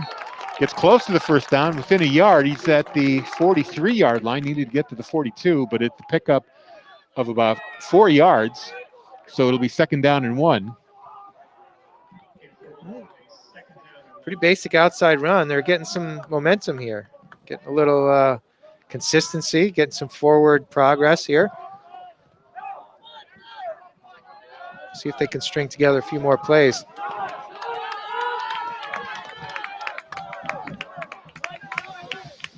Second down and 1 here for the Bulldogs. Irwin gets the ball again. Ooh, fighting his way, gets to the 40-yard line. Ball comes loose, but they're going to say he was down. Well, he took a shot by Michael Rutstein again. Came up there. Got a good pop on Irwin. Irwin's going to come to the sideline for a minute. But he did pick up the first down, so they'll move the chains again. Pete Johnson over at Nashua TV wants me to remind all the viewers there that the Nashua North Band night will be live on Nashua TV, ETV Channel 99 at 7 o'clock Monday night. So I hope all our Nashua viewers enjoy that.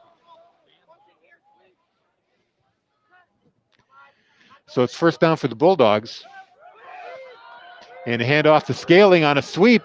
Can't get around the edge. Instead gets driven out of bounds by Tyler Armin. Ooh.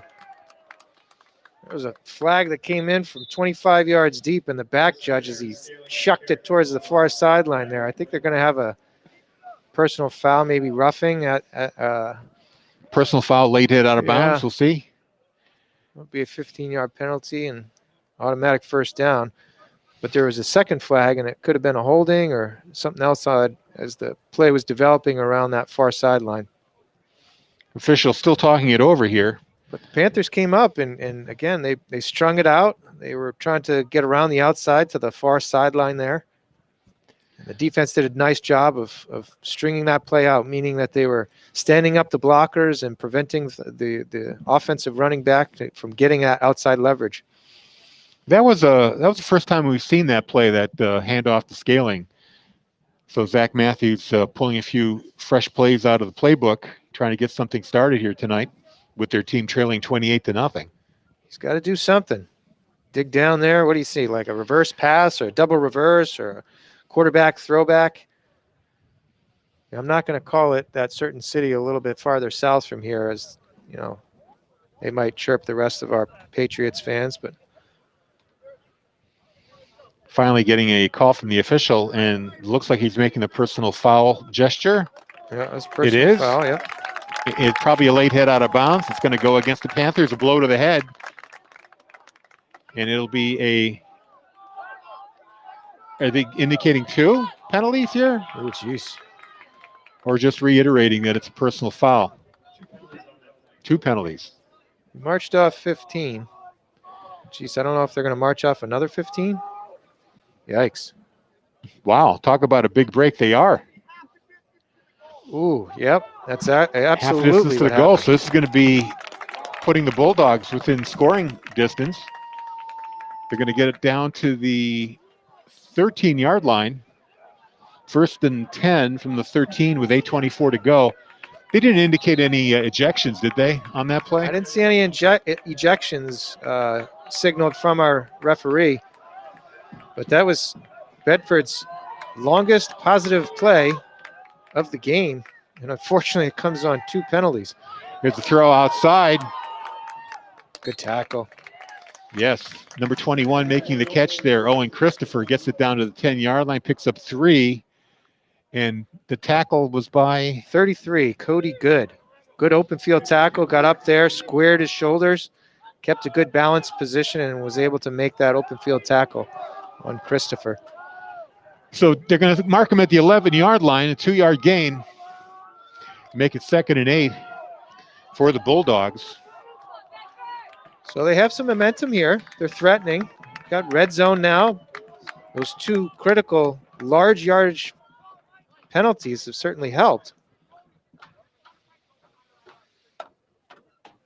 Panthers shifting around on the defensive line here. Could be a blitz. It's a handoff to Christopher. Gets around the right side and in for the touchdown. Owen Christopher with an 11-yard carry gets the Bulldogs on the board. It's 28-6. It looked like there was some miscommunication along the defensive line. As you mentioned, they shifted into a what looked like a 4 or 5 down lineman, defensive lineman set.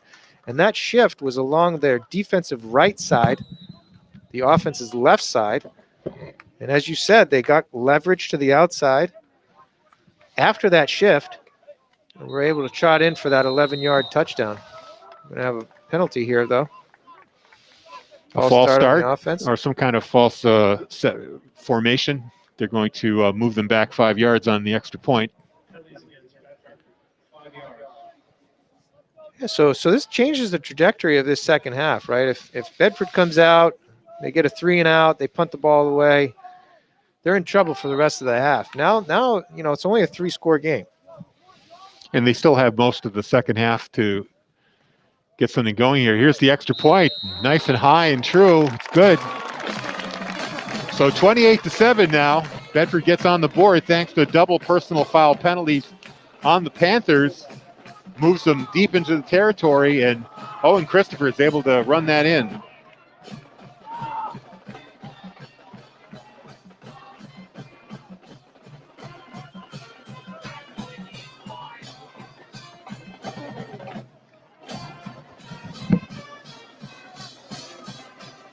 So both teams will regroup, get ready for the kickoff here. Joe Michael will kick off from the 40-yard line. Purple Panthers will get their receiving team, kickoff receiving team back out on the field. And again, this field position battle was an interesting story throughout the first half. And special teams has a significant impact on that. Michael has shown a strong leg throughout the season, as you saw on that extra point as well.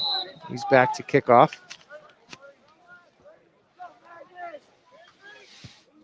And a good kickoff drives the Panthers player back to the 10-yard line. And he's brought down at the 32, number 21, Tyler Armin.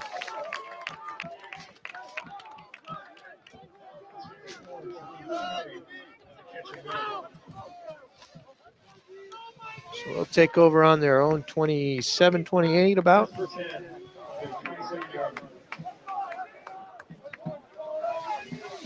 So let's see if we can get the Bedford defense to stiffen up here. Try to force the punt, get the ball back, try to draw a little closer in this game. 28-7 is the score.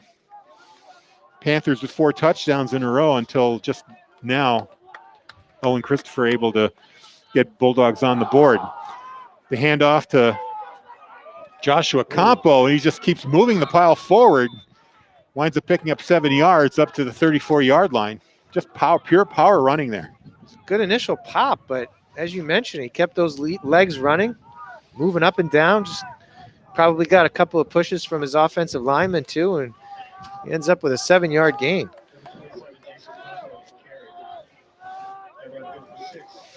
So they're going to give Campo 6 yards on the play. 2nd down and 4 from the 34. Campo gets it again. This time he sweeps to his left up to near the 1st down, 37-38-yard line. They're going to give him the first. Picks up those 4 yards. Probably just went over 100 yards on the day with that second rush of the second half. I believe you're right. Close in the first half.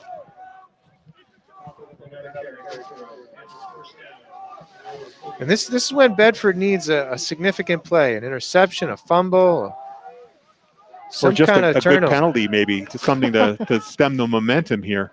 Oh, they're not going to get it here. Armin carries it up to the 50-yard line.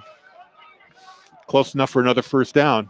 That was that motion into that misdirection, so they're going to mark him short by a yard at the Panther 49.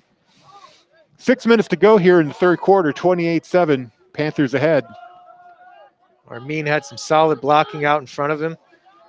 Got past the line of scrimmage with very little resistance. Once you get to that second level, it becomes tougher for those backers and defensive backs to come up and make that tackle, especially if there's an offensive lineman leading the way. That was a low snap that Keefe had to pick up around his ankles, but he was able to get the 1st down up to the 50-yard line.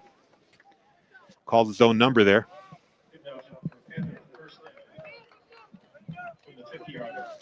So 1st and 10 now, right at midfield. Panthers with a new set of downs. And time's ticking away here. 5:25 left in the 3rd quarter. And this is only the 2nd possession of the 3rd quarter. Well, it's a good strategy on the part of the Panthers. Keep the ball away from Bedford. Sure. Campo gets the ball again, is able to break the 1st round of tackles, but then gets swarmed on the 2nd one. Picks up 3 yards, 3 or 4. They're going to mark him down at the 46-yard line in Bedford territory. Now we're at the 5-minute mark. Clock keeps ticking. Yeah, and Nashua South doesn't need to do anything crazy here. They can keep the ball on the ground, good ball control offense, keep the clock ticking. And they're going to do the same thing again. Another draw to Campo up the middle. And that's good for about 2 yards. So this becomes a significant play here early in the 3rd quarter. It's 3rd and 5. Bedford wants to get this ball back. They do what they can here.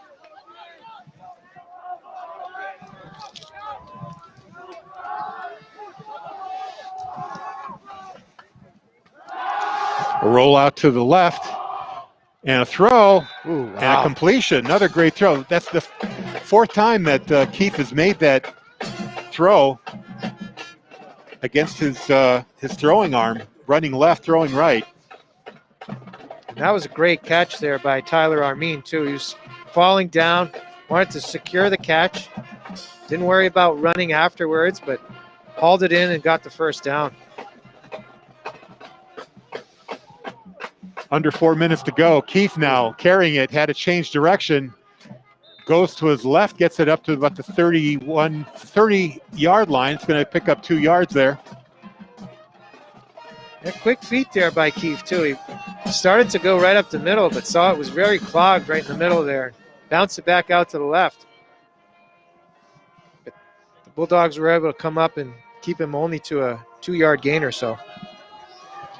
2nd down and 7 here. Now Keefe is rolling to his right. Kind of the same play as before to Armin, or actually what number 18 is the receiver there. That's Michael Rustein. I'm a little bit surprised to see those two pass plays, but you know they're keeping the Bulldogs defense on their toes as they look to mix up the run play percentages here. Just crossed under the 3-minute mark here in the third quarter. And with those completions, they're keeping that clock going. Motion. Bit of confusion there. Good Throw catch. over the middle, and that was uncatchable. It was batted at the line of scrimmage. It looked like maybe Steele got his hands up or one of those defensive linemen got a finger on it. Deflected it, which creates havoc in the defensive backfield. Rolstein was the intended receiver there. That stops the clock. And it is a 4th down with 4 yards to go, and the Panthers will go here. So there's an opportunity for the Bulldogs to force another turnover on downs. The snap, a little bit of confusion there, but Keefe is able to pick up the first down anyway. Gets the edge. He's heading for the end zone. Touchdown, Panthers. Now that was looked like a busted play at the start. It sure did. He faked a handoff to the right side to nobody because nobody was coming through that hole there. And as you mentioned, it looks like a broken play that Keefe turns into a touchdown as he races around that left edge. He shows some real speed. He sure did. Got around that corner, and that is his second touchdown of the day. I guess it was 30. I think it's a 32-yarder there. And now the extra point by Wilson. That's a backbreaker, too. That was 4th down. You get a stop there, and you're getting a little bit of momentum on your side. Instead, Keefe sticks a dagger. And finally, a block kick there. Those low-line drivers finally were blocked. So the conversion fails. 34-7 is the score with 2:36 to play here in the third quarter. Yeah, and again, that was a contain issue on the Bulldogs defense. You really have to try to keep that player from getting the edge, force him back to the inside where you have pursuing players, the linebackers and other pursuing players from the defense are able to get back in position. Once they get the edge, it's trouble, especially with the speed you saw from Keefe.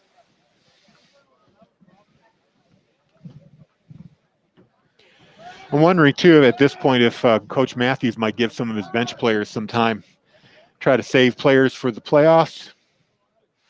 Give his bench players some varsity time. Yeah, I wouldn't be surprised there. As we talked about, after that first drive, they scored that touchdown. It was within reach, but the Purple Panthers come back with a solid drive of their own after starting on their own 27, put together several positive plays and marched down the field for a score. So, yes, I agree with you. I wouldn't be surprised to see some of their backup players in the game as they try to preserve some of their starters for next week heading into the playoffs. 2:36 left here in the third quarter as Evan Wilson's back to kick off. And it looks like Dylan Kumbadi will pick up the ball at the 18-yard line, running straight ahead. And he's met right there by a pair of tacklers. Number 3, Luke Panyanovang. I hope I said that correctly. Was one of the tacklers, number 3.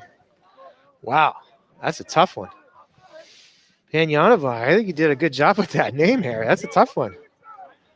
I mean, Kozlowski, Munster Tiger, Panyanovang. Hall of Fame of last names. Putting you through the ringer tonight.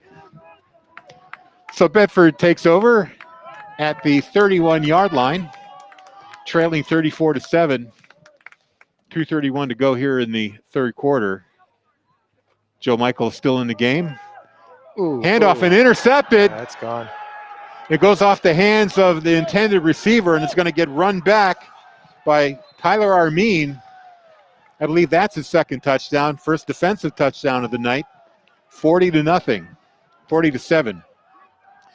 That was a play action pass that went off. Who was the intended receiver there? It looked like it might have been Jack Carroll. He was in the slot or split wide. And this quick change, we see the Bedford defense scrambling on the field to try to defend the extra point here. But I'm trying to see what the replay was. It looked like it was Jack Carroll, number 8. It just went right off his hands and right into the arms of Armin, who had nothing but green turf in front of him, ran it in. Yeah. And that extra point is good. So it is 41-7. I'm going to call that a 37-yard interception return. 35, 37, certainly more than 30. And well, they were at the 31, so yep. 36-yard line, let's call it that. So a 36-yard interception return for Tyler Armin. It was Jack Carroll. I think he was out there with Aaron Scaling, and they were running a crossing pattern out there. Rub route, getting a little separation from the defensive backfield. And it was there. And the ball just tipped off of Carroll's hands, and conveniently or inconveniently, depending on which team you're rooting for, it went right to Tyler Armin, and he took it back to the house. So the clock has stopped at 2:22, and Bedford will be getting the ball back. And I believe from this point on, or will they? I was going to say, is this run time? It might be just a point shy. 34. We're a point shy.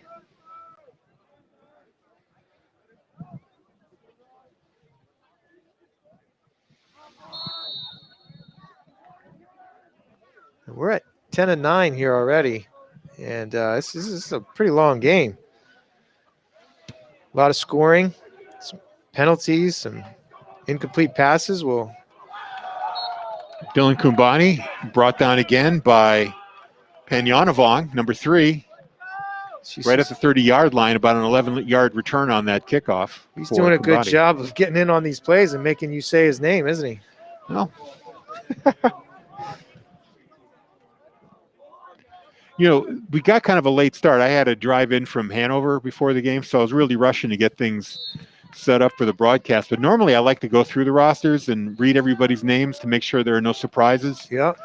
But I didn't have the chance to do that tonight, so that was the first time I laid eyes on number 3, Panyanavong. Well, good job by Luke on that tackle. Michael hands it off. I believe that's Irwin. Picks up about 2 yards on the play. So the Bulldogs still, a number of starters still in the game, despite trailing by 34. Under 2 minutes now in the third. With the game is seemingly out of reach at this point, I wouldn't be surprised to see Coach Matthews put in a few more substitutes, either along the offensive line or at his skill positions. 2nd down and 8 for the Bulldogs. An unbalanced line here. Hand off to Irwin. He sweeps to his left. He gets submarined right there. Number 9, the tackler, Lorenzo Abreu. Only a gain of about 2 more yards. It's going to be 3rd down and 6 here for the Bulldogs with 1:20 to go in the third. Yeah, looking to get that outside edge to the left-hand side. The near side, which was into the boundary. So the Nashua South coaches are urging their players to watch the screen. We'll see if the play calling is that predictable. 3 receivers set. 2 are sent right. Kubani all alone on the left. Looks like a blitz is coming. Sure is. Picked up by 1 player, but the throw for Zwickau is too far in front of him. Pressure up the middle by Cody Good. Irwin picked up the one blitzer, number 18, Rutstein. But you're right, the Good was the 2nd rusher. He broke through the middle of the line. Carroll had to get rid of the ball. I'm sorry, Michael had to get rid of the ball. And they had some man coverage on the outside. As you mentioned, they were showing blitz. They came with the heat up the middle. So if you have your wide receivers making some moves and getting open, you have a chance there. But so they're going to punt, but the usual punter, Solomon Sanchez, is injured, shoulder injury. Instead, it's Joe Michael doing the punting, and it's kind of a wounded duck, but he gets a good roll. Very good roll. Back to the 41-yard line as that landed probably around the 45. He probably got about a 15-yard roll on that. He kind of sideswiped the ball, and it had a spin on it that caused it to roll. Worked out good. It'll be the Panthers' ball now. They're going to mark it out at their own 42-yard line with 35 seconds left in the third quarter. Might as well get a legal ID in here. It is WBNH LP Bedford 105.1. You're watching the Nashua South Panthers and Bedford Bulldogs on BCTV 23 and channel 1072, our HD channel. You're also watching it on channel 16 on Nashua TV. Happy to have our Nashua viewers with us, and of course on Bedford 105.1 FM radio. Panthers ready to go. They look like they're gunning for bear. They got 4 receivers out there. Motion by Abreu. And a handoff up the middle goes to Adam Picard. Is that 24? 34. No, 34. Yeah, so that's going to be Connor Roswell. And it looks like the Purple Panthers have put in some of their substitute players, as number 18, Michael Rutstein, is playing quarterback now. We have some different wide receivers out there, different running backs. Yeah, I wonder if we're going to see the last of number 27, Campo. Guessing he'll stay on the sideline. Now Rutstein calls his own number, rushes to his left, but he gets submarined for a loss of 1. He's going to be down at the Bedford 49-yard line. That'll do it for the third quarter.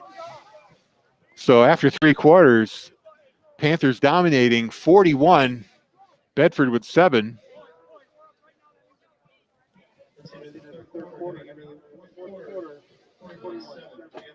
Looking at Twitter now, trying to get an update for some of the scores around.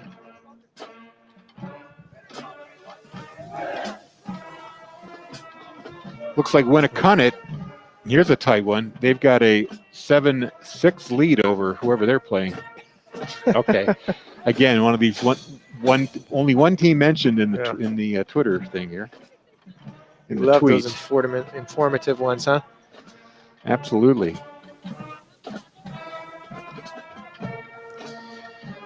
The marching band is playing a somewhat dreary rendition of their stand tunes, illustrative of the general feel here at Bedford High School this evening, as the football team has not put their best on the field this evening. And we're ready to start the fourth quarter with the Panthers going right to left. Rutstein is the quarterback, replacing Keefe after 3 solid quarters there. And a handoff. Sweep to the right. Still on his feet. That's number 9, Lorenzo Abreu. And they're going to give him the first down. He picks up about 12 yards, gets him up to the 36. Goes out of bounds, stops the clock.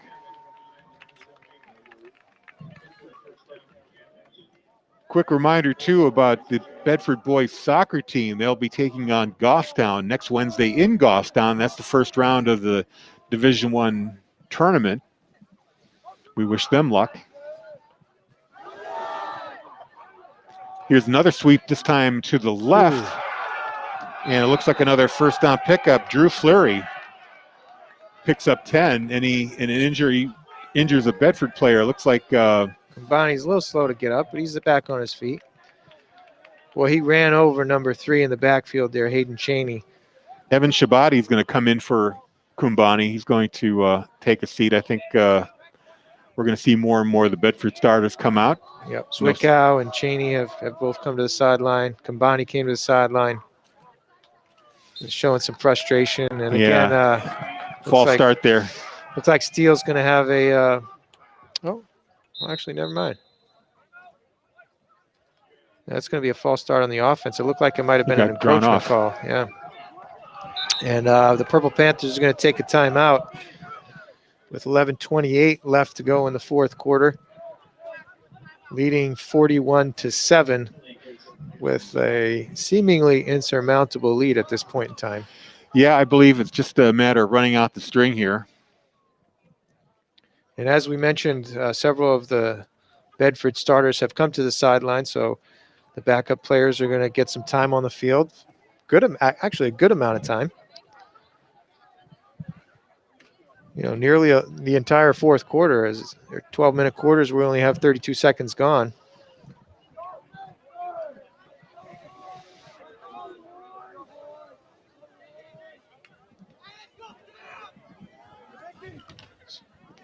So we'll see what happens here with some of those younger players in there at pretty much every position.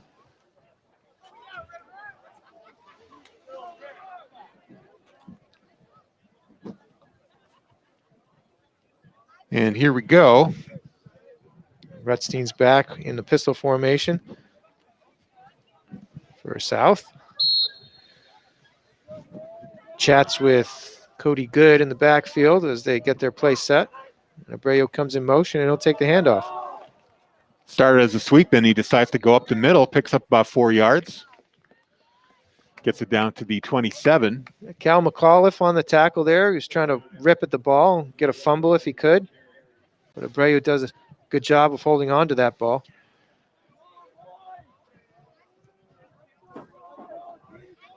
And So the clock stays in motion. 2nd down and 12 here for the Panthers, taking their time. Now motion and a handoff to number 4, Fleury, sweeping to the left. Doesn't get much, about 3 yards. Tackled out there by Owen Christopher. Gets it up to about the 23-yard line. And that's going to bring about a 3rd and 8, 3rd and 8, 3rd and 9.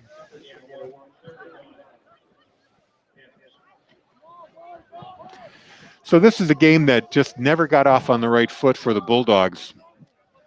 A lot of mistakes early. Offense out of sync. Some tough penalties. And they kept giving the Panthers great field position in their end, making it easy for them to score. They didn't have far to go. But the Panthers are definitely the better team tonight. Oh, without a doubt. Cody Good takes the handoff up the middle. He's not going to have quite enough for the first. He's going to be close, though. Yeah, you were mentioning that first half, Bedford, 3 out of 4 possessions were 3 and outs. So you need your offense to get on track, get some positive yardage, and stay on time, if you will. And they certainly couldn't do that early on, and it set the rest of the game in motion as Nashua South took advantage of good field position and solid offensive playmaking. Got out to an early and sizable lead and have coasted since. Now Rutstein calls his own number, runs to the right. Couldn't find the edge, instead gets sealed off by the Bulldogs. He's going to wind up losing about 4 yards on the play back to the 20-yard line. So that'll be a turnover on downs, and Bedford will take over.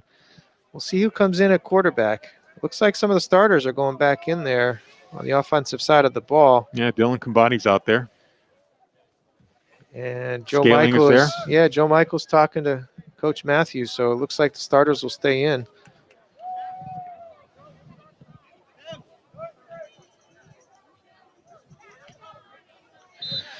And you might expect some ball control right here, right? Keep the ball on the ground. Let's do the smart thing. Keep the clock running, I'm guessing. Basically try to make it a runtime game, even though it's officially one point shy of a runtime game. Or you might take a different tact on it. Say, hey, we have some things to work on. We're going into playoffs next week. Let's work on our formations. Let's work on our plays and dig deep into the bag a little bit. Handoff up the middle, good for about a yard or two. That was Urid.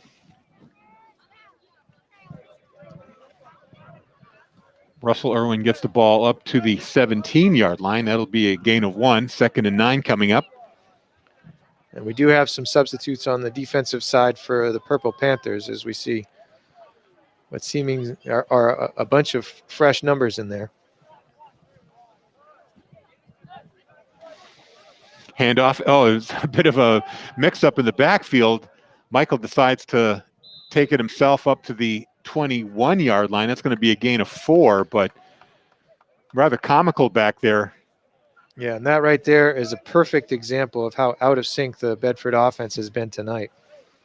Michael turned around to hand the ball off, and it was Irwin on his wrong side. Then they tried to shift, and both players wound up being on the wrong side again because they both went to the opposite side. Then finally Michael was able to get ahead and Pick up 4 yards. 3rd and 6 right now at the 20. They got to get to the 26-yard line. The snap, hands it off now. And it's going to be close, but still short. Only up to about the 24. Number 41 Logan carrying Sphere for on that. Yep.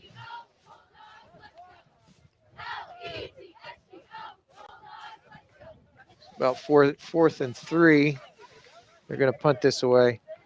And Joe Michael will take care of that since Sanchez is out of the game with an injury. So it's a little subtle thing, but the drop is very important for a punter. He's got to keep that ball relatively flat so he can get a good foot on it. The last drop from Joe Michael, was spinning as he kicked it. It makes it really hard to get a good punt out. That was a decent snap, but he had to get it away quickly. He had a defender in his face. Much better drop, though. And you saw the result was a much better punt.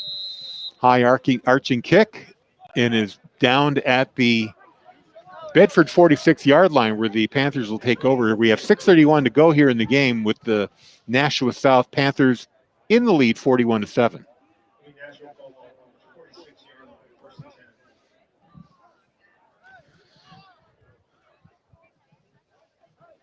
And those second stringers will come back out for the Panthers. 6.5 left, as you said. Got another score from D1. BG has I just had that BG score, now it went away. I'll have to look it up. Here we go. 21-0 over Keene with 8 minutes to go in the game.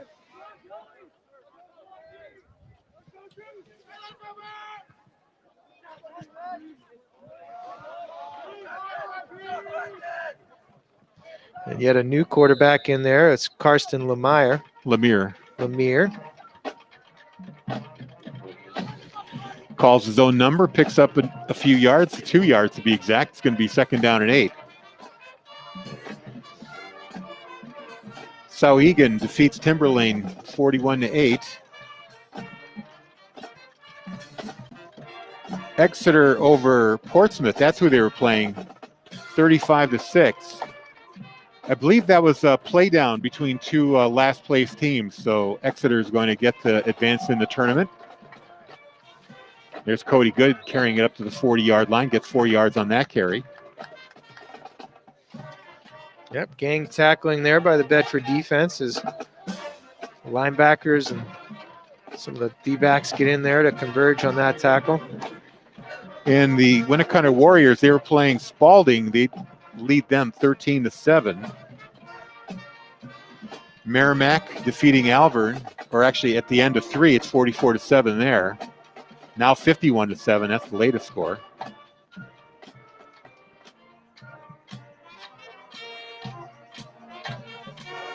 Now here's a sweep to the left. Short of the first down. Cal McAuliffe in there with a good play on the outside edge here. Took on a tackler, shed him, got his nose back into the inside and made that tackle. Good play by McAuliffe. Ryan Salemi was the ball carrier there for Nashua. 4th and 1, they'll just go for it here.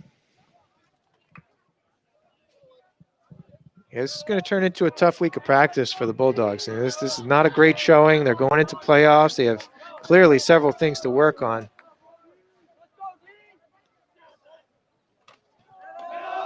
And this looks like it's going to convert. Cody Good picking up about 5 yards on the carry. Will set them up at the 31-yard line with a fresh set of downs. Move those sticks. Clock keeps running. Yeah, Coach Matthews, like I said, is going to need to focus on mainly the offensive side of the ball. That's where the confusion was. That's where they were not clicking early on. And certainly the defense, mainly the contain on those outside runs. Here's motion. Number 9, Abreu picks it up, cuts inside, and is stopped immediately for no gain at the 31-yard line. Got a little bit of unofficial news here for all you Tom Brady fans. I think Antonio Brown has just joined the Buccaneers. Oh, wow. They keep collecting talent. Did you pick Antonio Brown up for your fantasy football team there, Harry? No, Oh, wow. I think so. I'm not sure what my waiver placement is. I think it's fairly low since I'm only 2 and 4. So maybe I could pick him up. Wow, fascinating. As we know, that experiment didn't last long in New England. No, but Tom always liked Antonio, didn't he? He sure did. He sure did. Nice tackle on that play by number 16, Hunter Fennessy. Got up there and made a stick on Cody Good. So it's 3rd and 6 now. They're at the 27-yard line. Clock is ticking. Panthers happily just let the clock run. We're under 3 minutes now.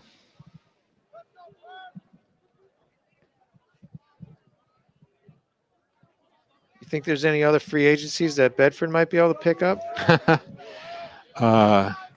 No? Antonio Brown? Yeah, I guess Josh Gordon? Is he available? Is he still suspended? Might still be suspended. Any high school eligibility? Ooh. There's a pass out to the flat. Ooh. To Salemi. Yeah. He gets close to a first. Gridzinkas and Hunter Fennessy were on the tackle there. Another 4th down and 2 here. He's at the 28-yard line. He's got to get to the 26. 4th and 2. We're coming up on 2 minutes to play. Actually, correction, he's on the 23-yard line. What do you think? Karsten Lemire, keeper right up the middle. No, he's going to hand it off. It's still right up the middle, and he's still going. Almost just shy of the touchdown. That is number 3. Is that Panyanovong who carried the ball? He sure is, and he's making you say his name again. Gets it down to the 2-yard line, 1st and goal at the 2. He shot some wheels there up into the hole in the middle there. It was impressive. He took that hand off and saw the hole and had a nice burst through the line of scrimmage there.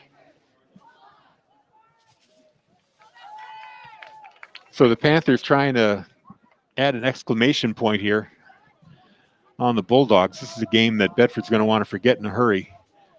Get ready for next week for the tournament. T formation in the backfield. Okay, that's a classy very move. Classy. I was going to say that's a very classy move. They take the knee instead of running the score up.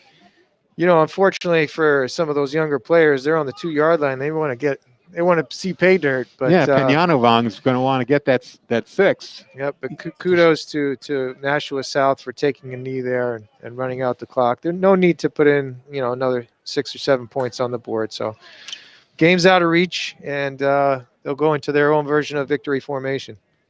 So the knee makes them drop back a few yards, back to the 7.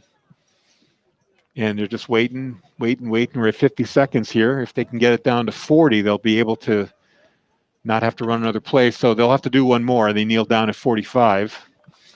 And they'll be down at the 10-yard line, another 3-yard loss.